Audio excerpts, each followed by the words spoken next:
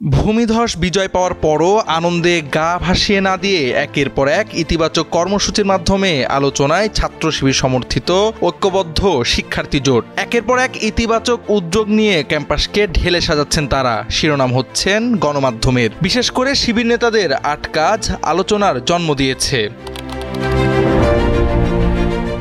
ফল ঘোষণার পরদিন ১১ সেপ্টেম্বর ডাকসুর নবনির্বাচিত নেতারা রায়েরবাজার শহীদ বুদ্ধিজীবী স্মৃতিসৌধে যান এবং দোয়া মোনাজাত করেন। একই দিনে তারা ঢাকা বিশ্ববিদ্যালয়ের প্রতিষ্ঠাতা নবাব সলিমুল্লাহর কবরও জিয়ারত করেন। বিষয়টি নিয়ে ব্যাপক আলোচনা হয় এবং প্রশংসা কুড়ান ডাকসু নেতারা।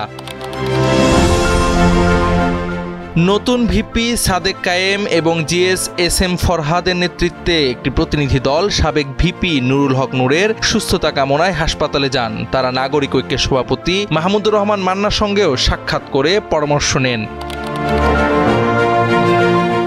ডাকসু নির্বাচন কভার করতে গিয়ে মৃত্যুবরণ করা চ্যানেল এস এর সাংবাদিক তরিকুল শিবলির পরিবারের সঙ্গে দেখা করেন নবনির্বাচিত নেতারা। ইসলামী ছাত্র শিবিরের কেন্দ্রীয় সভাপতি জাহিদুল ইসলাম নিজে উপস্থিত থেকে পরিবারের হাতে ২ লাখ টাকা সহায়তা প্রদান করেন এবং সন্তানের শিক্ষা জীবনে সহযোগিতার প্রতিশ্রুতি দেন।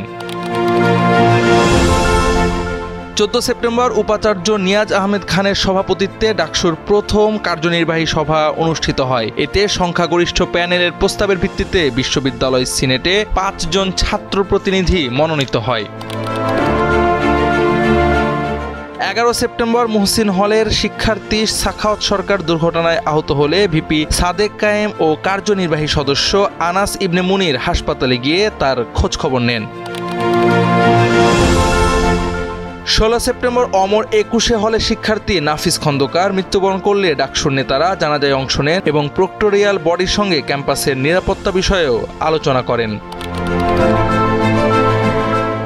১৭ সেপ্টেম্বর ছাত্র পরিবহন সম্পাদক আসিফ আবদুল্লাহর উদ্যোগে ১৭টি বাস রুটে লাইভ ট্র্যাকিং সুবিধা সহ আমাদের লাল বাস নামক একটি অ্যাপ পরীক্ষামূলকভাবে চালু হয়। এ উপলক্ষে বাস রুট কমিটির সঙ্গে মত বিনিময় সভাও অনুষ্ঠিত হয়। অনাবাসিক শিক্ষার্থীদের সমস্যা, শাটল সার্ভিস চালু, রিকশা নিয়ন্ত্রণ এবং সার্বিক নিরাপত্তা নিশ্চিতে প্রশাসনের সঙ্গে ধারাবাহিক বৈঠক শুরু করেছে ডাকসুর নতুন নেতৃত্ব। সব মিলিয়ে ডাকসুর নবনির্বাচিত নেতারা শিক্ষার্থীদের আস্থা অর্জনে সর্বোচ্চ কাজ শুরু করেছে বলে মনে করছেন বিশ্ববিদ্যালয় সংশ্লিষ্টরা। ডেস্ক রিপোর্ট, সময়ের আলো।